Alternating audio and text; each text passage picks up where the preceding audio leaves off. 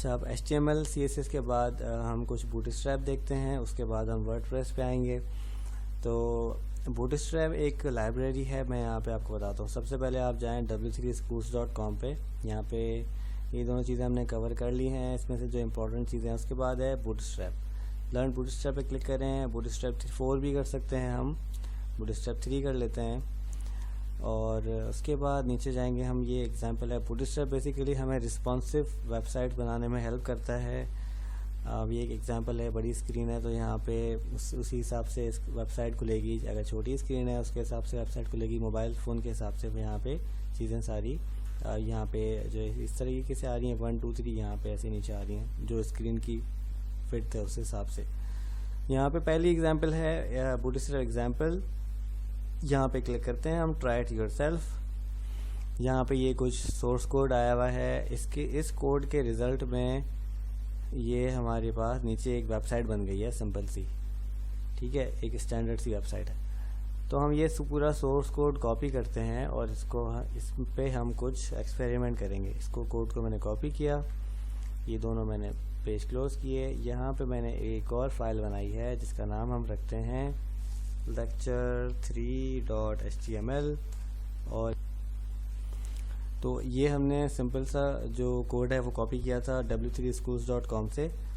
अब इस कोड के अंदर ये हेड का टैग है, उसके अंदर टाइटल है। टाइटल हमने ऑलरेडी, हमें पता है जो चीज़ हम यहाँ लिखते हैं वो हमें वहाँ ऊपर यहाँ नज़र आती है, ठीक है। और उसके बाद जो मेटा टैग्स हैं वो हमें बताते हैं कि इस वेबसाइट के अंदर जो कंटेंट है वो किस तरीके से दिखाना है और उसकी जो है क्या प्रॉपर्टीज़ वगैरह हैं।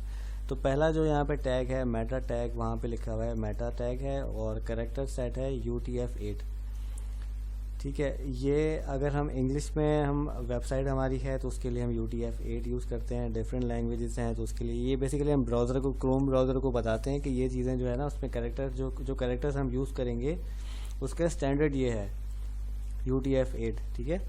और ये अगर ना भी लिखें तो भी कोई मसला नहीं है, क्योंकि ब्राउज़र्स इतने इंटेलिजेंट हैं तो वो खुद इसको आइडेंटिफाई कर लेते हैं। हम खुद से अगर बताते हैं तो वो ज़्यादा रिकमेंडेड है और अच्छी चीज़ है। सेकंड जो टैग है वो ये है कि व्यू पोर्ट, कि ये जो है इसकी जो व्यू वेबसाइट का आएगा वो किस तरीके से उसका आना चाहिए। तो उसकी हमने लिखा है कि जो उसकी विड्थ होनी चाहिए वो डिवाइस की जो विड्थ है उतनी होनी चाहिए। जो भी अगर मोबाइल फ़ोन है तो उसकी विड्थ, ठीक है, उसमें कोई जूम वगैरह नहीं होना चाहिए, जूम जैसे हम करते हैं किसी भी वेबसाइट में। और इनिशियल जो इसका स्केल है वो 1 होना चाहिए। अगर इसको हम 2 करेंगे तो वेबसाइट जूम हुई भी नज़र आएगी। हमें सिंपल रखना है, ठीक है। उसके बाद यहाँ पे जो ये एक फ़ाइल है, ये एक CSS की फ़ाइल है। जो अब CSS हम खुद टाइप करते हैं, ये पहले से टाइप हुई हुई CSS है। अगर ये लिंक यहाँ पे जो हमें दिया हुआ है, इस लिंक को हम कॉपी करते हैं और ये लिंक हम यहाँ पे ओपन करते हैं न्यू टैब में। तो जस्ट एक कॉन्सेप्ट क्लियर करने के लिए मैं बता रहा हूँ कि ये जो लिंक है वो उसके अंदर ये सारा कोड लिखा हुआ है और ये सारा कोड जो है वो CSS है, ठीक है ना। डिस्प्ले नन और ये चीज़ें हमने कुछ इसमें से देखी हैं। इसमें सारा ये मिनिफाइड कोड कहलाता है कि इसमें स्पेसेस वगैरह नहीं होते। अगर हमें कुछ ऐसा कोड चाहिए जो हमें समझ आए, और ये देखें border 1px solid black colour, इसमें पूरी CSS है। अगर हम ये .min हटा दें तो ये मिनिफाइड वर्जन नहीं, हमें पूरा का पूरा जो कोड है प्रॉपर तरीके से वो दिखाएगा। हम मिनिफाइड वर्जन इसलिए यूज़ करते हैं कि ये जो फाइल डाउनलोड होती है इंटरनेट से, ये इसका साइज़ कम हो। इसमें अगर स्पेसेस होंगे तो उसका भी साइज़ काउंट होता है ना। तो अगर मिनिफाइड अगर हम वर्जन यूज़ करेंगे, ये एक मिनिफाइड वर्जन है, सेम चीज़ है, लेकिन इसमें स्पेसेस नहीं है। जितना कम, हाँ, ये पूरा कोड लिखा हुआ है, मैं उसका बताता हूँ। ये कोड है। उसके बाद यहाँ पे 2 जावा स्क्रिप्ट की फाइल्स ऐड हुई हैं। एक है jQuery, एक है बूटस्ट्रैप। ये सारी फाइल एज इट इज़ इसमें हमें लगा देनी है। हमारी वेबसाइट में हमने कुछ फाइल लिंक कर दी हैं जो पहले से ही बूटस्ट्रैप की लाइब्रेरी में है, हमने सिर्फ इनको लिंक कर दिया है। ये हमारा पेज है ना lecture3.html, हाँ, ये हमने डाल दिया। इससे ये हुआ कि जो बूटस्ट्रैप हम यूज़ कर रहे हैं अब इसके अंदर वो चीज़ें उनको हम उसकी क्लासेस वगैरह यूज़ कर सकते हैं। उसके बाद नीचे कुछ ये कोड लिखा हुआ है, इस कोड को मैं चेक करते हैं। इसके अंदर यहाँ पे हम जाके इसको रिफ्रेश करते हैं तो ये एक कोड आया है, माय फर्स्ट बूटस्ट्रैप पेज, ये यहाँ पे लिखा हुआ है, ठीक है। ये सेम वही HTML है, ठीक है, div है, p टैग्स हैं। इसमें एक जो डिफरेंट चीज़ है वो क्लासेस हैं।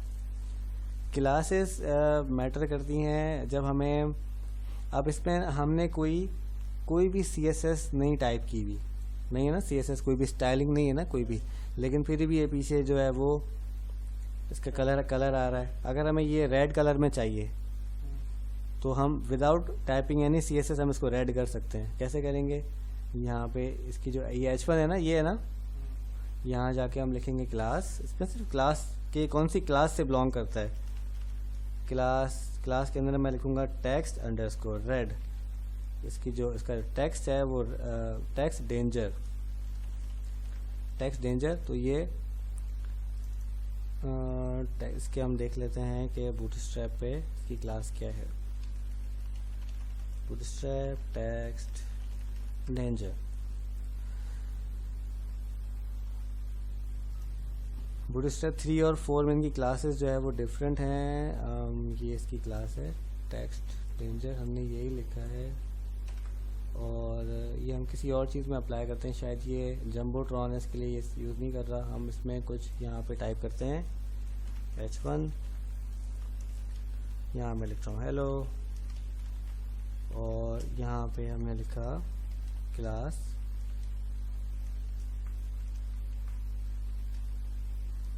Text danger. ये रेड कलर में आ रहा है, ठीक है ना। और हमें इसको ग्रीन कलर में चाहिए तो सक्सेस, तो ये ग्रीन हो गया। हमें ये अगर ब्लू कलर में चाहिए प्राइमरी, ठीक है। ये सारे कलर्स यहाँ पे डिफाइन है पहले से ही, primary, secondary, success, danger, warning, info. तो ये सारे अब हमें स्टाइल कुछ खुद से कुछ भी नहीं इसमें लिखना, हमें जस्ट उनकी जो पहले से बनी हुई क्लासेस हैं वो यूज़ करनी है। इससे टाइम बच जाता है बहुत, और इस स्टैंडर्ड पे वेबसाइट बनती है। इसको मैं यहाँ से रिमूव कर रहा हूँ, और हम जो वेबसाइट हमारी है ये पे रिफ्रेश करता हूँ। अब जो हमने ये बूटस्ट्रैप पे जो वेबसाइट बनाई है, हमने सिर्फ सिंपल वेबसाइट बना ली।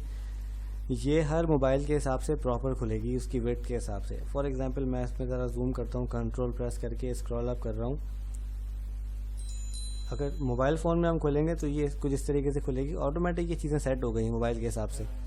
और अगर ये हम किसी बड़ी स्क्रीन पे लैपटॉप पे और खोलेंगे तो वो इस तरीके से आ रही हैं।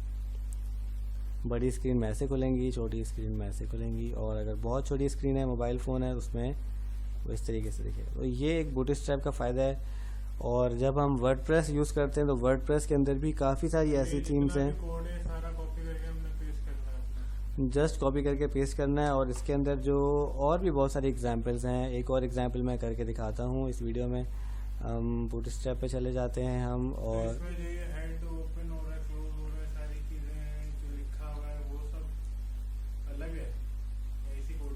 इसी कोडिंग में ये हेड है, हेड क्लोज, बॉडी क्लोज,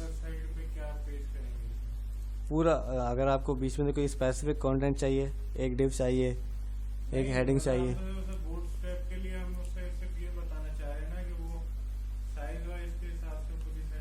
हाँ वो मैं बताता हूँ अब ये यहाँ पे जैसे ये जो हमने फाइल ओपन की हुई है, इसको मैं दोबारा ओपन करता हूँ। बूटस्ट्रैप के अंदर जो हमारे पास ये कॉलम्स होते हैं, ठीक है। एक रो में होते हैं 6 कॉलम्स। तो हमने कितने कॉलम यूज़ किए हैं? 4, ये 4 और 4 कितने हुए? 12। तो ये 12 कंप्लीट हो गया। अगर हमें एक और इसमें कॉलम ऐड करना है तो हम क्या करेंगे कि इसको 3 कर देंगे। 3 नहीं, मैं ये नहीं बोल रहा हूँ। 3, हाँ मैं ये बोल रहा हूँ कि जैसे अब मैंने अपनी एक वेबसाइट बना ली है, उसको मैं सिर्फ बूटस्ट्रैप पे उसको वो करना चाह रहा हूँ ना, तो वो वेबसाइट पूरी जो है ना वो बनेगी बूटस्ट्रैप पे।